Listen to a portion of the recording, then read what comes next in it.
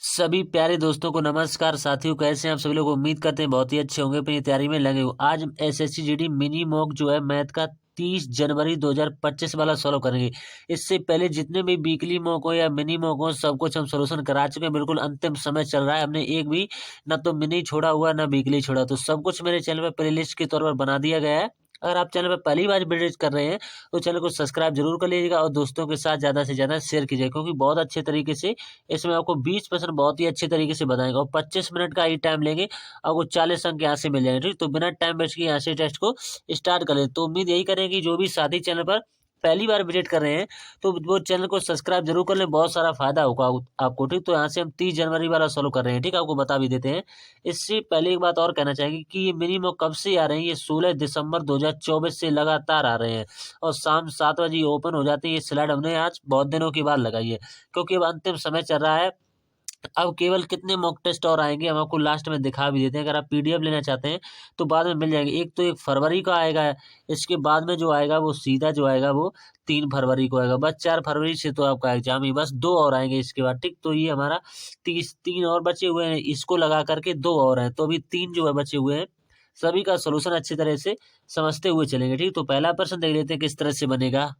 तो video full देखते रहिए, तभी आपको कुछ ना कुछ अवश्य सीखने को मिलेगा। ठीक, तो बढ़िया कंसेप्ट के साथ अच्छे तरीके से बढ़िया तरीके से समझते हुए चल। देखो, रुपए दे रखे कितने, 1900 रुपए को 4 लड़कों 5 लड़कियों और 6 महिलाओं के बीच इस प्रकार विभाजित किया जाता है कि एक लड़के एक लड़की और एक महिला के हिस्से का अनुपात 9:8:4 है। एक लड़की का हिस्सा कितना है? देखो, सबसे पहले आपको दोनों का रेशियो बना। देखो, लड़के का अनुपात, देखो लड़के कितने हैं, 4 दे रखे, तो यहाँ से आपको 4 लिख लेना है। ठीक, और इसका रेशियो कितना दे रखा है, इसका रेशियो जो है 9 दे रखा है, तो इसमें 9 से डिवाइड यानी गुणा कर देंगे। ठीक, फिर यहाँ से आपको अनुपात लगा लेना है। ठीक, फिर यहाँ से 5 लड़कियां दे रखा है, इनका रेशियो कितना दे रखा है, 8 दे रखा है, तो यहाँ से 8 से मल्टीप्लाई होगा, फिर रेशियो बनेगा।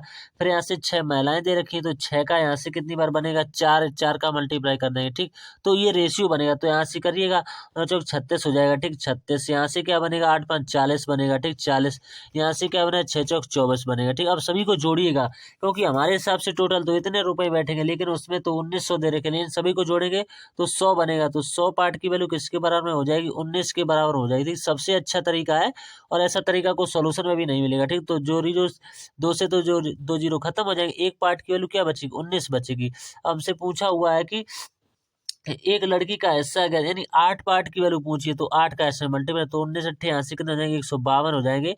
तो 152 जो है इसका राइट आंसर होगा। ठीक, उम्मीद करते हैं आपको समझ में आ गया होगा। फिर भी आपको समझ नहीं आएगा तो कमेंट कीजिएगा, आपको बताने का प्रयास करें। ठीक, इनका रेशियो बनाना हुआ था, क्योंकि 2 चीजें दी गई थी, एक तो लड़कों की संख्या, लड़कियों की संख्या और महिलाओं की संख्या, उनका रेशियो भी दिया गया था। ठीक, अगर आप ये पीडीएफ लेना चाहते हैं तो टेलीग्राम पर जुड़ जाइए। ठीक, लिंक जो है डिस्क्रिप्शन में मिल जाएगा। बहुत अच्छे कॉन्सेप्ट के साथ अच्छे सवालों के साथ समझते हुए चलेंगे। ठीक, अब नेक्स्ट क्वेश्चन नंबर 2 है। क्वेश्चन नंबर 2 है जो 16% वार्षिक ब्याज की दर से 15,625 की राशि इतने वर्षों में, कितने वर्ष में, 2 से 3/4 वर्ष में एक चक्रवृद्धि ब्याज क्या है, यानी चक्रवृद्धि ब्याज आपसे पूछा हुआ, यानी सीआई कंपाउंड इंटरेस्ट। तो ब्याज की गणना वार्षिक चक्रवृद्धि ब्याज पर की जाती है। तो यहाँ से आपको कंपाउंड इंटरेस्ट निकालना है, यानी कि सीआई की वैल्यू आपसे पूछी गई। तो देखो यहाँ से लिखा हुआ है, इसका मल्टीप्लाई करेंगे। देखो 4 दूनी का 8, 8 में 3 जोड़िए तो कितना 11, तो 11/4 इसको आप लिख सकते हैं, 11/4 वर्ष इसको कह सकते हैं। ठीक, 11/4 वर्ष इसको कह सकते हैं। लेकिन आपने छोटी क्लासों में एक फॉर्मूला पढ़ा होगा, क्या फॉर्मूला होता है, नहीं, ए बराबर क्या होता है, अमाउंट बराबर जो होता है प्रिंसिपल। ठीक, प्रिंसिपल, यहाँ से कोष्टक लगा होता है। ठीक, कोष्टक और 1 प्लस का आर। ठीक, 1 प्लस का आर बटे का 100, और जो घात लगती है वो एन होती है, यानी जितने वर्ष कह रहे हैं। तो ये फॉर्मूला सभी ने पढ़ा होगा, बस इसी पर वैल्यू रख देंगे, क्योंकि हम आपको वैसे तरीके से बता देते, लेकिन ऐसे कुछ समय जो है कुछ वैसे तरीके में दे रखा है, नहीं कट नहीं रहा है ये वर्ष में। अगर समय अच्छा दे रखा होगा वैसे संख्या में, जैसे 3 वर्ष 4 वर्ष कह देते तो हम आपको अलग तरीके से बता दें। लेकिन ये सूत्र इसीलिए बनाया गया है कि जब भी फ्रैक्शन का यानी कि जब को निकालना होता है तब इसी तरह से बन जाता है।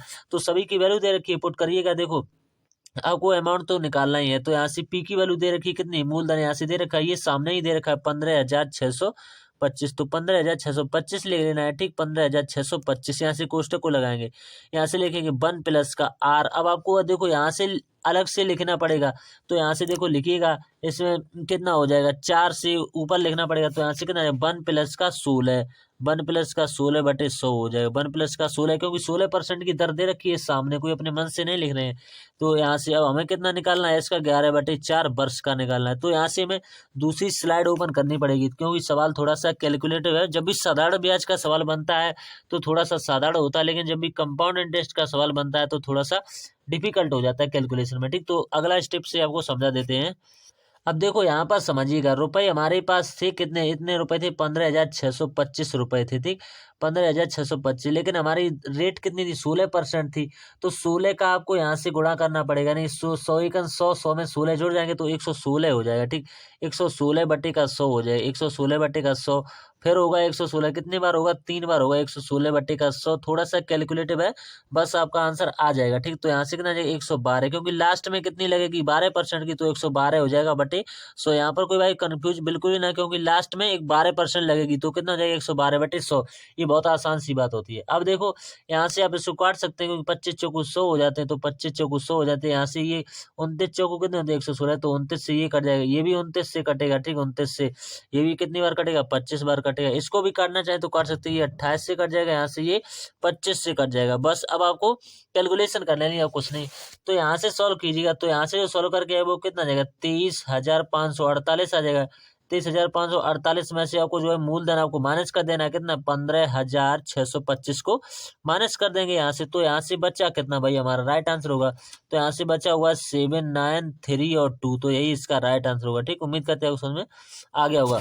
तो ये था इसमें सवाल में, और कुछ नहीं जाना था। नेक्स्ट क्वेश्चन जो है इसके बाद में, 28 सेंटीमीटर की जो है ऊंचाई के बिल्कुल वृत्तीय बेलन का सिलेंडर, एक वक्र सतह क्षेत्रफल जो है 176 सेंटीमीटर स्क्वायर है। तो बेलन का आयतन सेंटीमीटर स्क्वायर में क्या है, पाई बराबर आपको इतना लेना है। देखो जब भी आपको इस तरह का सवाल मिले तो आप जैसे ही आप मल्टीपल चेक कर सकते हैं, लेकिन यहाँ पर बहुत ही यानी चारों के चारों ऑप्शन मुझे लगता है कि मल्टीपल ही है 11 के। देखो ये भी 11 का मल्टीपल है, 176 भी 11 का मल्टीपल है दोस्तों। ठीक है, यहाँ से सभी 11 के मल्टीपल है, तो आपको सवाल तो पूरा ही सॉल्व करना पड़ेगा। तो देखते हैं किस तरह से बनेगा। तो मेंसुरेशन का जब भी सवाल आता है तो केवल फॉर्मूले पर बन जाता है, केवल फॉर्मूला आपको याद होता है तो आप सवाल को बना पाएंगे, क्योंकि बेलन का बकपष्टी क्षेत्रफल का फॉर्मूला सभी को पता होगा। अगर जिसको नहीं पता होगा वो नहीं बना पाएगा। तो फॉर्मूला क्या होता है, 2 पाई। ठीक, 2 पाई RS। ठीक, ये फॉर्मूला होता है। तो इसी में वैल्यू पुट कर देंगे, बस आपका आंसर आ जाएगा। तो यहाँ से मैं दे रखा है इसका कितना, 176। तो यहाँ से 176 लिख लेंगे। ठीक, 176 बराबर का 2 यहाँ से लिखेंगे। पाई की वैल्यू कितनी है, 22/7, 7 जो है 22/7, और इंटू आर यहाँ से आपको निकालनी है। एच हमें दे रखी कितनी, एच ऊंचाई दे रखी है 28 सेंटीमीटर की। ठीक, तो 28 ले, अब यहाँ से आपको काट लेना है, तो यहाँ से आर की वैल्यू निकल आएगी। अब 11 से काटेगा तो 11 दूनी 22 हो जाएंगे। ठीक, 11 से काटेंगे, 11 एकन 11, 11 6 66। अब देखो 2 यहाँ पर है और 2 यहाँ पर है, तो दोनों 4, 4 से ये कितनी बार कट जाएगा, 4 बार, 4 चौको 16, 4 से इसको कटाएगा, 4 7 28। अब देखो 7 से 7 खत्म, तो कुछ भी नहीं बचा है, बच केवल एक बचा हुआ है। आर की वैल्यू कितनी आ गई, 1 आ गई, बस आसानी से निकाल ली है। अब आपको देखो बेलन का आयतन पूछा हुआ है, तो बेलन का आयतन का देखो एक सवाल में कितने सूत्र उसने पूछ लिए हैं। एक सवाल में आपको दोनों अगर सूत्र नहीं पता है तो आप सवाल नहीं सॉल्व करें। तो बेलन का आयतन जो होता है वो यहीं पर हम आपको बता देते हैं, वो होता है पाई R² H होता है। तो इसी में वैल्यू पुट कर दीजिएगा। तो देखो पाई की वैल्यू कितनी रखनी पड़ेगी, 22/7 रखनी पड़ेगी। ठीक, 22/7 इंटू आर की वैल्यू यहाँ से कितनी रखनी पड़ेगी, 1 जो अभी हमने निकाली हुई थी। ठीक, एच की वैल्यू तो हमें कितनी दे रखी है, 28 दे रखी। अब यहाँ से काटेगा, 7 चौकी 28, तो 22 चौको कितने हो जाएंगे, 88। तो 88 इसका राइट आंसर होगा। देखो 88 भी 11 का मल्टीपल होता है, लेकिन जो भी इसमें जल्दबाजी करेंगे वो मल्टीपल चेक कर लिया जिसने, हो सकता है बहुत सारे साथी अच्छे हो गए वो मल्टीपल चेक नहीं करें, क्योंकि इसमें सभी ऑप्शन जो है मल्टीपल आते हैं, तो हमें मजबूरी बन जाती है सवाल को क्योंकि इस सूत्र से सॉल्व करने की। ठीक, अब नेक्स्ट क्वेश्चन इसके बाद है क्वेश्चन नंबर 4। किसी धनराशि से 15% घटाने के बाद जो है शेषफल से पुनः 25% घटाने पर जो है 4,335 बचते हैं। ठीक, 4,335 बचते हैं, तो वास्तविक मूल्य ज्ञात कीजिए। तो इसमें वास्तविक मूल्य पूछा हुआ, तो देख लेते हैं किस तरह से बनेगा। तो जब भी ऐसा सवाल आपको मिले केवल मूल जो राशि है वो ऊपर लिख लीजिए। कितना दे रखा है, 43 43 35 दे रखा है, तो इसको आराम से ऊपर लिख दीजिए। अब जो कहे हैं उसको नीचे से इसमें भाग दीजिएगा। देखो 15% घटाने पर, तो 100 में से 15 घटाइए, कितना बचेगा? 85 बचेगा, ठीक। फिर 25% घटाने पर तो कितना बचेगा? 75 बचेगा। अब बस देखो, अगर यहाँ से हम बटे 100 करते, जैसा कि एक सेकंड मान के चलिए, यहाँ से हम बटे 100 करते, तो देखो ये वाली चीज जो है ये सब ऊपर पहुंच जाता है। यहाँ से देखो 100 यानी 4 जीरो जो है हमारे ऊपर पहुंच जाएंगे, ठीक, 4 जीरो। अब देखो हमें इन जीरो से कोई मतलब नहीं, ये कोई जीरो नहीं, क्योंकि हमने इनको ऊपर पहुंचा दिया है। अब इसी से इसको काटेंगे, इनसे इसको काटेंगे, बस आसानी से काट लेंगे। तो यहाँ से जो आपका आंसर निकल के आ जाएगा वो कितना आ जाएगा? 6800 निकल के आ जाएगा। तो ये इसका राइट आंसर होगा। बस इससे भी ज्यादा कुछ नहीं करना था, ठीक। अब नेक्स्ट क्वेश्चन जो है इसके बाद में क्वेश्चन नंबर 5, ये किस तरह से बनेगा देखते हैं। बहुत अच्छा सवाल है। देखो एक कार्य को रिया जो है 12 दिनों में कर सकती है। देखो यहाँ से लिख सकते हैं, देखो यहाँ से लिखिएगा रिया। रिया जो है कितने दिन में कर सकती है? 12 दिनों में कर सकती है, तो 12 दिन लिख लेंगे, ठीक। इसके बाद में रीता, यानी कि देखो रिया है, इसको हम पूरा ही नाम लिखेंगे, क्योंकि आर से डिनोट करेंगे तो आप कंफ्यूज होंगे, ये रिया हो जाएगी, ठीक। इसके बाद में रीता, तो यहाँ से हम रीता भी लिख लेंगे, ठीक। रीता ये कितने दिन लेती है? 18 दिन लेती है, ठीक। और गीता भी इसमें दिए, तो इससे हम गीता भी लिख सकते हैं यहाँ से, ठीक। गीता ये कितने लेते हैं? 24 दिन लेते हैं। बहुत ही अच्छे तरीके से आपको समझा देते हैं, तो ठीक अच्छे तरीके से समझ में आना। अब इनका एलसीएम ले लीजिए। एलसीएम इनका कितना होता है? 72 होता है। तो 12 छंग 72, और यहाँ से 24 दिए 72, यहाँ से कितने? 18 चौक 72, ठीक। ये हमने इनकी क्षमता निकाल ली है। तो अब सवाल आगे पढ़िएगा।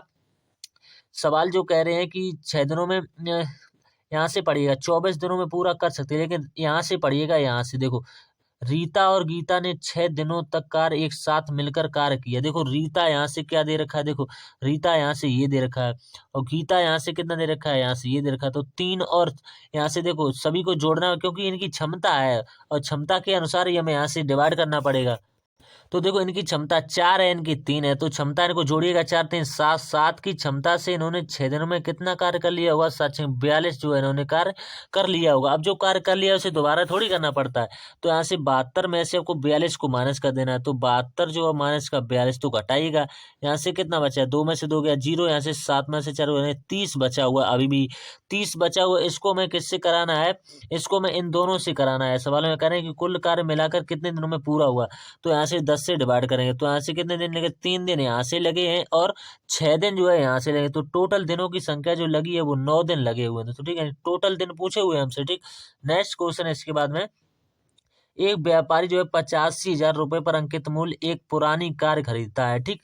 20% और 10% की इनक्रीमेंट छूट प्रदान करता है। वह इसकी मरम्मत पर 3 यानी 3800 रुपए खर्च करता है मान लीजिए, और उसे 20% के लाभ पर बेच देता है। तो कार का विक्रय मूल्य आपसे ज्ञात करना है, यानी भी सेलिंग प्राइस पूछा हुआ, एसपी की वैल्यू आपसे पूछी हुई है, ठीक। तो देख लेते हैं ये किस तरह से बनेगा। तो यहाँ से आपको रुपए दे रखे हैं। देखो रुपए यहाँ से कितने दे रखे हैं? 85,000 दे रखे हैं, तो 85,000 लिख लें, ठीक। पहले देखो 20% की छूट है यहाँ से, तो कितना आ जाएगा? 80, तो 80/100 इसको कर देंगे, ठीक। 80/100 यहाँ से। फिर कितने की? 10 की छूट, तो यहाँ से कितना आ जाएगा? 90/100 आ जाएगा। बस यहाँ से कैलकुलेशन को सॉल्व करना है। 1 2 3 4 जीरो से 1 2 3 4 जीरो खत्म हो जाएंगे। अब यहाँ से आपको 85 दे रखा है, यहाँ से 8 ने 72, तो 85 का 72 मल्टीप्लाई कीजिएगा।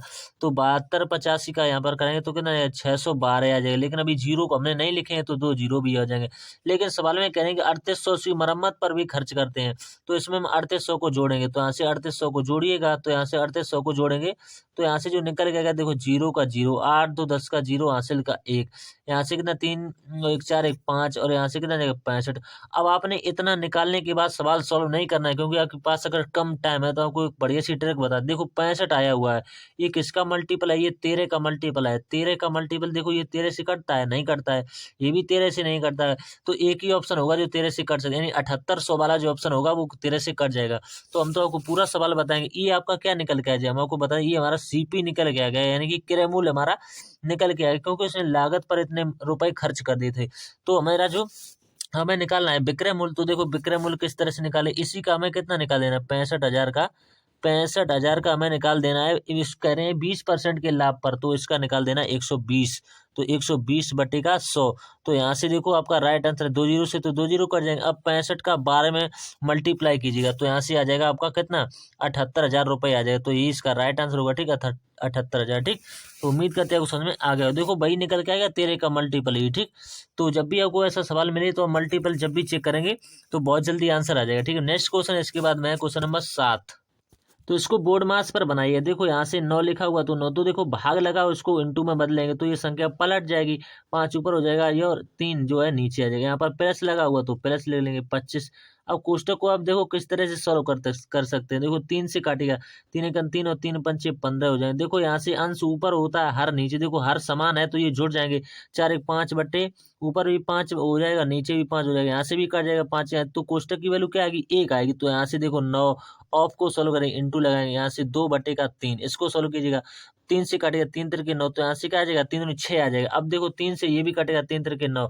अब यहाँ से समझने वाली बात क्या है, ऊपर मल्टीप्लाई होगा तो यहाँ से मल्टीप्लाई कीजिएगा तो 15 आ जाएगा। ठीक, 15 प्लस का 25 जो बचा हुआ है उसको लिख देंगे, 15 प्लस का 25 और माइनस का यहाँ से 3 दूनी 6 आ जाएगा। बस यहाँ से 1 का मतलब कुछ नहीं होता। ठीक, अब यहाँ से इन दोनों को जोड़िएगा, तो इन दोनों को जोड़ेंगे तो कितना आ जाएगा 40 और 40 में 6 को माइनस कर देंगे तो कितना आ जाएगा 34। 34 आपका राइट आंसर होगा। ठीक, 34। तो उम्मीद करते हैं समझ में आ गया होगा। नेक्स्ट क्वेश्चन इसके बाद में, किसी स्कूल में जो है लड़कियों और लड़कों की संख्या का रेशियो इतना दे रखा है, यदि लड़कियों और लड़कियों की संख्या में प्रतिशत वृद्धि 10% और 20% हो जाए तो नया अनुपात क्या होगा। देखो यहाँ से जो रेशियो दे रखा है वो कितना दे रखा है, 8:7 दे रखा है।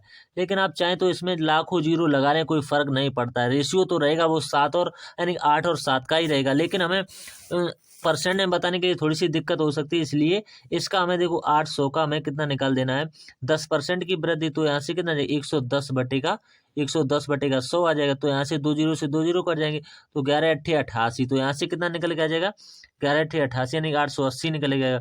तो भाई हमें इसमें कर देना है, देखो 700 यहाँ पे दिया हुआ है 700, तो 700 को हमें निकाल देना है कितना 20%। तो यहाँ से कितना जाएगा 120, क्योंकि वृद्धि हो रही है तो हमें 100 में जोड़ना पड़ेगा। तो 2 जीरो से 2 जीरो कट जाएंगे, 12 से यहाँ से गुणा कीजिए तो 12 सत्ते कितने 84, तो यहाँ से 84 लिख लेंगे। ठीक, अब इन्हीं का रेशियो पूछा हुआ है तो इससे काट देंगे। यहाँ से कितनी बार कटेगा 4 बार, यहाँ से 44 आ जाएगा। यहाँ से कितनी बार कटेगा 4 बार और यहाँ से 2 बार, फिर अभी ये कटेगा कितना 22 बार, यहाँ से ये कटेगा कितना 21 बार। तो रेशियो क्या बनेगा 22:21 बनेगा। ठीक, सभी बच्चे आसानी से समझ गए होंगे। ठीक, 22:21। अब नेक्स्ट क्वेश्चन इसके बाद में है क्वेश्चन नंबर 9। एक निश्चित राशि 6 वर्षों में स्वयं की दोगुनी हो जाती है, वह राशि उसी ब्याज दर पर कितने वर्षों यानी कितने समय वर्षों में पूछा हुआ में स्वयं की 5 गुनी हो जाएगी। तो इसकी हम आपको कई वीडियो में एक अच्छी ट्रिक बता चुके हैं। वो ट्रिक क्या है देखो समझिए, 1 माइनस का गुना गुनी, देखो ये सूत्र होता है 1 माइनस का जितने भी गुना और गुनी कहा जाए, ठीक, जितने भी गुना और गुनी कहा जाए, और बटे बटे यहाँ पर क्या लिखा जाता है वर्ष लिखा जाता है, बटे वर्ष, और बराबर में यहाँ पर फिर यानी कि लिखा जाता है 1 माइनस का गुना गुनी। ठीक, 1 माइनस का ऐसे गुना और गुनी, ये बहुत अच्छी ट्रिक है। अगर आप इसको अप्लाई करते हैं तो 1 सेकंड से कम टाइम लगेगा आपका आंसर। यहाँ पर वर्ष जो पूछे उसको आप एक्स मान लीजिएगा। अब इसमें मान रखिए देखो 1 माइनस का पहले गुना गुनी कितना कह रहे हैं 2 गुना, तो यहाँ से 2 लिख लेंगे, बटे वर्ष कितने दे रखे हैं यहाँ पर देखिएगा 6 दे रखे हैं, बराबर लगाइएगा। 1 माइनस का गुना गुनी कितनी कह रहे हैं 5 गुनी लास्ट में कह रहे हैं, तो 1 माइनस का 5 और बटे में एक्स की वैल्यू तो निकालें। अब देखो 2 में से 1 को घटाइएगा तो यहाँ से कितना बचेगा 1 बचेगा, तो 1/6। अब यहाँ से अलग समझा रहे हैं आपको। ठीक, अब यहाँ से बराबर लगा हुआ, फिर इसमें से इसको घटाइए तो कितना बचेगा 4 और बटे का एक्स। ठीक, अब कैंची का मल्टीप्लाई ये तो हो जाएगा, तो एक्स की वैल्यू यहाँ से कितनी नहीं 6 चौक 24, तो 24 वर्ष कहीं दे रखा है, ऑप्शन नंबर पहले में ही दे रखा है, इसका राइट आंसर होगा। ठीक, अब क्वेश्चन नंबर अगला जो है इसके बाद में 10वां, यदि एक समचतुर्भुज के विकर्ण दे रखे कितने 48 सेंटीमीटर और 64 सेंटीमीटर है, तो समचतुर्भुज का जो है परिमाप आपको ज्ञात करना। तो परिमाप होता क्या है 4a होता है 4a। अगर आपको a की वैल्यू पता चल जाए किसी तरीके से तो आपका परिमाप आसानी से निकल आए। तो a की वैल्यू निकालने के लिए क्या करना पड़ेगा, देखो यहाँ से 48 दिया हुआ है, प्लस का कितना दिया हुआ है 64 दिया हुआ है। ठीक, इनका वर्ग कीजिएगा, ठीक, इनका वर्ग कीजिएगा और किससे डिवाइड करिएगा 2 से डिवाइड करिएगा, तो यहाँ से कितना आ जाएगा अंडर रूल में जो आ जाएगा वो 6400 आएगा। ठीक, 64 में यहाँ से रूट भी लगेगा, ठीक, क्योंकि स्क्वायर हटेगा यहाँ से रूट लगेगा, और बटे का यहाँ से कितना जाएगा 2। अब ये कितने का होता है 64 से जो होता है 800 का, आप 80 का मान के चलिए और 2 से डिवाइड कीजिएगा तो यहाँ से कितना निकलेगा 40 निकल के आ गया। तो आपको पता चल जाएगा कि a की वैल्यू कितनी आ गई 40 आ गई। तो हमें यहाँ से a की वैल्यू नहीं रख सकते हैं आसानी से, तो 4 इंटू का a की वैल्यू कितनी है 40, तो गुणा तो करना है, तो 4 चौक 16 160 जो है इसका राइट आंसर होगा। ठीक, 160 कहीं दे रखा है ऑप्शन नंबर सी या डी में से एक में दे रखा, ना तो ये आंसर होगा ना ये आंसर होगा। ठीक, अब नेक्स्ट क्वेश्चन इसके बाद में है क्वेश्चन नंबर जो है 11। 4 वयस्कों और कुछ नाबालिगों की परिवार में जो है प्रति माह प्रति व्यक्ति जो है चावल की औसत खपत कितनी 8.5 kg है। जबकि वयस्कों के लिए औसत खपत कितनी है, 10 केजी है प्रति व्यक्ति है, और नाबालिगों के लिए यह है 5.5 केजी प्रति व्यक्ति। परिवार में नाबालिगों की संख्या डैश कितनी है। तो बहुत अच्छा सवाल है। देखो, औसत बराबर होता है पदों का योग बटे पदों की संख्या होती है। तो माना कि हम मान सकते हैं इसमें कि नाबालिगों की संख्या पी है, तो इसमें पी मान सकते हैं। तो यहाँ से देखो, औसत बराबर जो होता है पदों का योग बटे पदों की संख्या होता है। तो यहाँ से लिखिए 8.5, ठीक, 8.5 बराबर, यहाँ से कितना 4 बयस के यहाँ से दे रखे हैं, यहाँ से कितना गुणा करना पड़ेगा 10 का, क्योंकि 10 केजी लिखा हुआ है, ठीक, 10 केजी, और प्लस यहाँ से लगाना पड़ेगा। फिर हमें कितना मानना पड़ेगा, पी इंटू का 5.5, क्योंकि पी हमने क्या माना हुआ है, नाबालगों की संख्या, और बटे में यहाँ से भी करना पड़ेगा पी, और प्लस का कितने बयस्क हैं 4 है। अब यहाँ से कैंची का मल्टीप्लाई कीजिएगा। तो जैसे ही आप कैंची का मल्टीप्लाई करेंगे बस आपका आंसर मिल जाएगा। तो करेंगे, इसका इसमें भी होगा और इसका इसमें भी होगा। तो एक जो पक्ष दे रखा होगा उसमें संख्या का भी गुणा होगा, उसमें जो है इसमें इसका भी गुणा होगा, ठीक। तो ऐसे कराइएगा। तो यहाँ से जो बनेगा कितना बनेगा, यानी कि 40, 40 प्लस का 5.5, ठीक, 40 प्लस का 5.5 पी होगा, ठीक, क्योंकि इसके साथ में पी जुड़ा हुआ है, ये पूरा आप देख सकते हैं यहाँ से, ठीक। पी बराबर यहाँ से लगाएंगे, कितना बचेगा 8.8 पी, 8.8 पी प्लस का यहाँ से गुणा कीजिए तो कितना जाएगा 34 मान के चलिए, पॉइंट लिखा हुआ तो 0 लिख देंगे। अब यहाँ से देखो 8.5 पी है, यहाँ से 5.5 पी है, ठीक। तो घटाइएगा इसमें से, तो यहाँ से पी कितना, यानी 3 पी बचेगा केवल। 3 पी बराबर कितने के बराबर रहेगा 6, तो 3 से कट जाएगा। तो पी की वैल्यू जो आ जाएगी किसके बराबर, 2 के बराबर में आ जाएगी। तो 2 जो है इसका राइट आंसर होगा, ठीक। नेक्स्ट क्वेश्चन इसके बाद में है, एक व्यापारी अपने माल को लागत मूल्य से 50% अधिक अंकित करता है तो 30% की छूट भी देता है, तो उसका लाभ प्रतिशत क्या होगा। देखो, सीपी जैसे आप मान के चलिए कि मेरा 100 है, तो एमपी यहाँ से कितना 150 आ जाएगा, ठीक, 150। अब छूट हमेशा अंकित मूल्य पर दी जाती है। ये देखो क्रय मूल्य है, ये एमआरपी है, यानी कि अंकित मूल्य एमआरपी। तो छूट हमेशा एमआरपी पर ही दी जाती है, यानी अंकित मूल्य पर। तो कितने की छूट दे रहे हैं, 30 की, तो कितने में यानी बेचेंगे 70 में, बटेगा क्या हो जाएगा 100। तो 2 जीरो से तो 2 जीरो कट जाएंगे, 15 सत्ते कितने 105।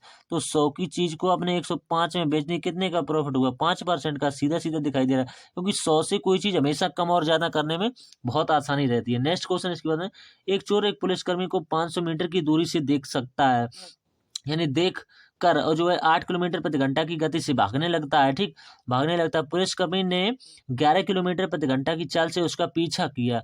पकड़े जाने से पहले चोर कितनी दूरी तक भागा था, यदि आवश्यक हो तो दशमलव स्थानों तक पूर्णांकित करें, क्योंकि आपको दशमलव में जाना पड़ेगा, ठीक।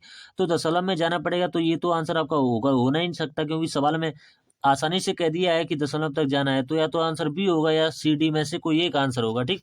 पहला ऑप्शन इसी तरह से गलत हो जाएगा। तो यहाँ से वो समय निकाले, तो समय बराबर क्या होता है, समय बराबर होता है दूरी। दूरी यहाँ से कितनी दी रहे 500 मीटर की, तो समय बराबर दूरी हटे चाल, यहाँ से इसकी कितनी दे रखी है 8 किलोमीटर प्रति घंटा दे रखी है, इसकी 8 दे रखी है, इसकी कितनी दे रखी है 11। तो इनकी चालों का डिफरेंस लीजिएगा, कितना होगा 11 में से 8 को घटाइएगा तो 3 बचेगा। तो यहाँ से किलोमीटर प्रति घंटा में इसको मीटर पर सेकंड में चेंज कीजिए, तो 5/18 से मल्टीप्लाई कीजिएगा। तो देखो 3 से काटे 3 छंग 18, ये 6 जो यहाँ पर है इसको आप ऊपर पहुंचा सकते हैं, तो इसको ऊपर पहुंचाइएगा, ठीक, उसको ऊपर यहाँ से हट जाएगा ये। अब 5 से ये कट जाएगा कितनी बार 100 बार, तो 100 की 6 में मल्टीप्लाई कीजिए तो यहाँ से कितना आ जाएगा, तो समय जो आ जाएगा वो 600 सेकंड का आ गया, 600 सेकंड का समय आ गया। अब हमें यहाँ से पूछा हुआ है कि पकड़े जाने से पहले चोर कितनी दूरी तक भागा था। यहाँ से दो सवाल बहुत इंपॉर्टेंट बनते हैं। पकड़े जाने से पहले पुलिस वाला जो है कितनी दूरी भाग चुका था, तो यहाँ से दोनों सवाल अच्छे तरीके से आप निकाल सकते हैं। जब आप एक का निकालेंगे तो आप दोनों का आसानी से निकाल सकते हैं दोस्तों, ठीक। तो यहाँ से कितना दे रखा है 600, हमने निकाला 600 सेकंड। अब यहाँ से जो है कितने की चाल से ये भाग रहे थे, 8 की चाल से भाग रहे थे, उसको मैं 5/18 से मल्टीप्लाई करना, मीटर पर सेकंड में चेंज करें तो यहाँ से कटाएगा।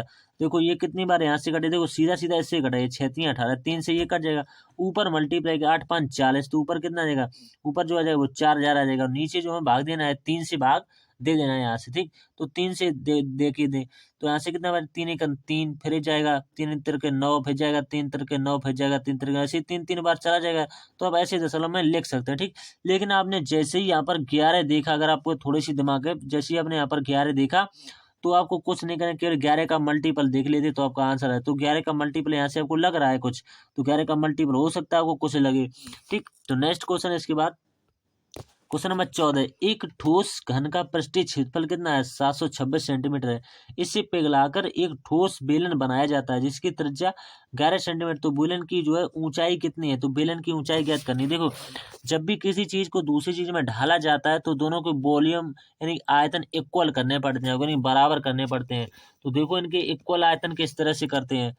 तो घन का पृष्ठीय क्षेत्रफल का एक फॉर्मूला आपने पढ़ा होगा, क्या होता है? 6 स्क्वायर होता है। इसी की वैल्यू तो दे रखी है कितनी? 726 के बराबर में। तो 6 से काटिएगा इससे, ठीक। 6 से काटे, 6 एकन 6 हो जाए, ठीक। 6 दूनी का 12 और 6 एकन 6, तो 121 निकल के आ गया। ए स्क्वायर की वैल्यू 121, तो ए की वैल्यू यहाँ से कितने? 11 आ जाएगी, क्योंकि ये 11 का वर्ग होता है, ठीक। 11 आ गई यहाँ से।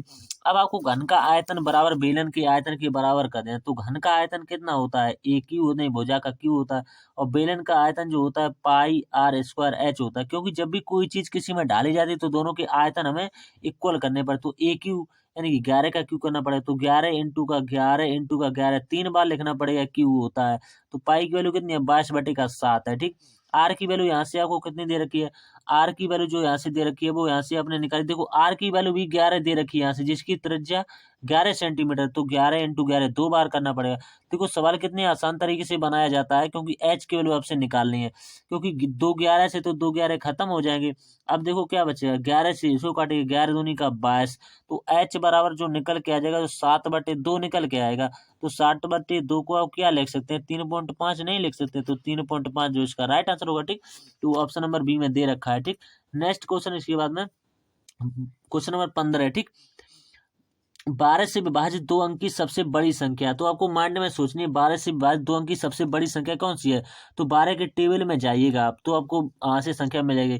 तो 12 8 96 और 12 108 जो है 3 अंकों की हो जाएगी। तो 12 8 96 जो है 2 अंकों की सबसे बड़ी संख्या है, जो 12 से कटेगी। फिर कह रहे हैं कि 8 से विभाजित 2 अंक की सबसे छोटी संख्या। तो 8 के टेबल में भाग के जाइएगा, तो 8 के टेबल में जाइएगा तो आपको 2 अंक की, आपको कौन सी सबसे छोटी संख्या निकालनी है। तो 2 अंक की सबसे छोटी संख्या, क्योंकि 8 एकम 8 16 ही है। अगर आप 16, अगर आप 3 में मल्टीप्लाई कर देंगे तो 8 से 24 जो है ज्यादा हो जाएगा, क्योंकि सबसे छोटी पूछी है। तो इन्हीं का हमें क्या निकालना है? समापवर्त यानी लघुत्तम यानी एलसीएम निकालना है। तो इनका एलसीएम 96 ही होता है, तो 96 जो है इसका राइट आंसर होगा। बस अगला सवाल जो है इसके बाद में, एक खेप माल जो है, माल का ये 3/4 भाग कितने में? 6% लाभ पर, और शेष जो है माल 3% की हानि पर बेचा गया।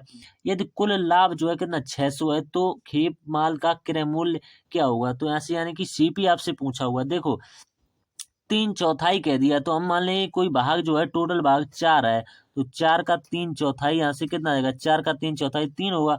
तो 3 को जो बेच रहे हैं वो 6% के लाभ पर बेच रहे हैं, ठीक है। यहाँ से लिख लेंगे।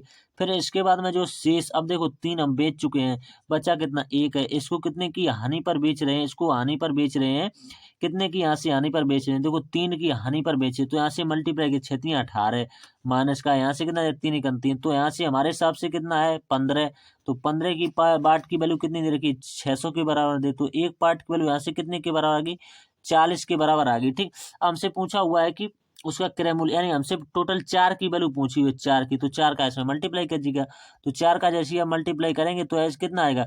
तो ये आएगा इसे 160 आ गया। लेकिन ये कितने का भाग है? देखो, परसेंट में कोई चीज हमेशा अपने आप में 100%, तो 2 जीरो भी और आपको इसमें अपने आप में लगाना पड़ेगा, क्योंकि 100% की वैल्यू भी आपको बतानी है, ठीक। तो नेक्स्ट क्वेश्चन है इसके बाद में है 17। एक नाव एक समान चाल से 54 किलोमीटर प्रति घंटा की दूरी तय करती है। यदि नाव की चाल में 3 किलोमीटर प्रति घंटा की वृद्धि कर दी जाए तो समान दूरी तय करने में उसे 3 घंटे कम समय यानी 3 घंटे कम लेगी, और नाव की मूल चाल कितनी है? देखो, बहुत अच्छा सवाल है इसको। और बाई ऑप्शन जाएंगे तो कैसे बन जाए? देखो, यहाँ से 3 को आप बराबर में लिख रहे हैं, क्योंकि समय है, तो समय बराबर क्या होता है? दूरी बटे चाल। तो दूरी यहाँ से कितनी दे रखी है? समय बराबर जो होता है दूरी बटे चल, दो 54 किलोमीटर की दूरी तय करती है। तो 54 किलोमीटर दे रखा है, तो 54 ले लेंगे, ठीक। 54 बटे समय बराबर दूरी बटे चाल कितनी है? एक्स है, तो माइनस यहाँ से, क्योंकि कम और अधिक लगा होता है तो सवाल को अंतर से करते हैं, ठीक। फिर दूरी कितनी है? 54 किलोमीटर की है। फिर कह रहे हैं कि इसमें 3 की वृद्धि कर दी जाती, तो एक्स प्लस का 3 कर दी गया। अब इस सवाल का बहुत अच्छा तरीका है, अगर आपके पास टाइम कम है, वैसे तो 2 घात समीकरण बनेगी, फिर वहां से एक्स की वैल्यू निकलेगी, तब कहीं जाकर आपका आंसर आएगा। तो सवाल कम से कम 5 मिनट तो खा ही जाएगा। तो आप चाहते हैं कि सवाल जल्दी सॉल्व हो, तो उसका एक अच्छा तरीका है बाई ऑप्शन। कौन सा तरीका है? By option. तो ऑप्शन 6 को उठाइएगा पहले। तो 6 को उठाएंगे, हो सकता है अगर आपका भाग अच्छा हो तो पहला ही ऑप्शन सेटिस्फाई कर जाए। तो एक्स ये पर 6 रखेंगे, तो 6 से ये कितनी बार कटेगा, 6 ने चौगुने 9 बार कटेगा। ठीक, अगर बराबर में 3 आ जाता है तो 6 तो सेटिस्फाई कर जाएगा, अगर बराबर में 3 नहीं आता है तो ये ऑप्शन गलत हो जाएगा। अब यहाँ से देखो 6 रखिएगा, यहाँ पर 6 में 3 जुड़ जाएगा तो क्या बनेगा 9, 9 से इसमें डिवाइड कीजिएगा तो 9 छक्के 54। अब 9 क्योंकि बीच में लगा हुआ है माइनस, तो 9 में से 6 को घटाइए तो हमें 3 मिल जाएगा, तो हमें पता चल जाएगा कि वो पहला ऑप्शन बिल्कुल तरीके से सेटिस्फाई हो जाएगा और कोई ऑप्शन सेटिस्फाई नहीं करेगा। आप चाहकर चेक भी कर सकते हैं बचे हुए ऑप्शनों को। यदि संख्या x जो है 3 दे रखा है और कितना 2 दे रखा है, इससे किससे भाग देने पर यानी कि विभाजित होगी, तो इनका एलसीएम जो है कितना देगा 6। तो 6 से ये डिवाइड करके देखें तो 6 का डिविजिबिलिटी रूल आप इसमें लगाएंगे तो बहुत जल्दी आंसर निकल आएगा इसका। ठीक, तो इसमें आप 6 का डिविजिबिलिटी रूल लगा करके देख सकते हैं, आपको आंसर मिल जाएगा। ठीक, हो सकता है आपको आंसर पहला ही ऑप्शन मिल जाएगा। ठीक, अगला जो क्वेश्चन है इसके बाद में 110 लीटर के एक मिश्रण में पानी और दूध का अनुपात जो है क्रमशः 4 और 4 जो दे रखा है वो 7 है। तो पानी और दूध का रेशियो 8 और 7 करने के लिए मिश्रण कितना पानी मिलाना चाहिए। देखो कितना दे रखा है 4 और रेशियो, यानी इसमें आप एक्स लगा सकते हैं, 4 और 7 एक्स। ये किसका रेशियो दे रखा है, पानी और दूध का दे रखा है, यानी कि वाटर का दे रखा है और किसका दे रखा है, यानी मिल्क का दे रखा है। ठीक, वाटर और मिल्क का रेशियो दे रखा है। अब इसको देखो रेशियो है, कोई अपने आप में वास्तविक संख्या नहीं है, इसको बटे के फॉर्म में भी लिख सकते हैं। अब यहाँ से मिलाया क्या गया है, देखो यहाँ से मिलाया जो गया है, सबसे पहले आपको क्या करना है, 7 और 4 कितना 11, तो 11 पार्ट की वैल्यू आपको किसके बराबर में दे रखी है, 110 के बराबर में दे रखी है। तो यहाँ से एक पार्ट की वैल्यू जो 10 आ जाएगी, तो यहाँ से जो है वाटर यहाँ से कितना आ जाएगा 40 आ जाएगा। ठीक, 40 लिख सकते हैं। ठीक, 40। इसके बाद में यहाँ से जो है मिल्क यहाँ से कितना जाएगा 10 की मल्टीप्लाई यहाँ से 70 आएगा। ठीक, 70।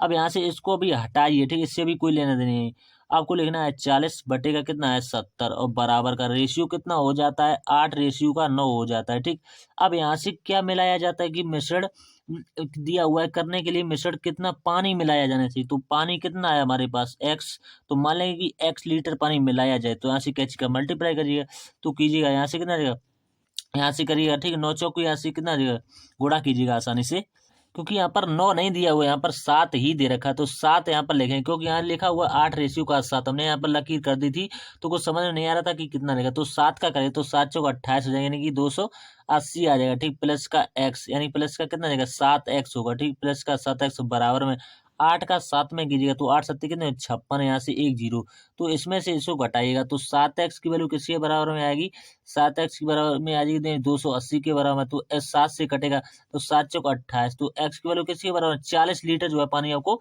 डालना चाहिए, तभी रेशियो जाकर के 8 और 7 का बनेगा। ठीक है, लास्ट सवाल है इसके बाद में क्वेश्चन नंबर 20 है। देखो बोर्ड मास पर बनेगा बहुत जल्दी, तो देखो बोर्ड मास पर एक एक स्टेप को फॉलो करते हुए किस तरह से बने। देखो यहाँ से लिखा हुआ है 15.2 6 और 2 5, थोड़ा सा यानी डेसिमल का खेल है और इसमें कुछ नहीं है, तो यहाँ से 25। ठीक, यहाँ से माइनस लगा हुआ तो माइनस। अब देखो भीतर क्या करना है, भीतर जो है आपको 5.2 दिया हुआ तो 5.2 लिख लेना, प्लस का यहाँ से क्या बनेगा 0.25 का बनेगा। ठीक, अब यहाँ से आपको क्या करना, सबसे पहले गुणा सॉल्व होगा। ठीक, उसके बाद में माइनस सॉल्व होगा, तो यहाँ से करिएगा।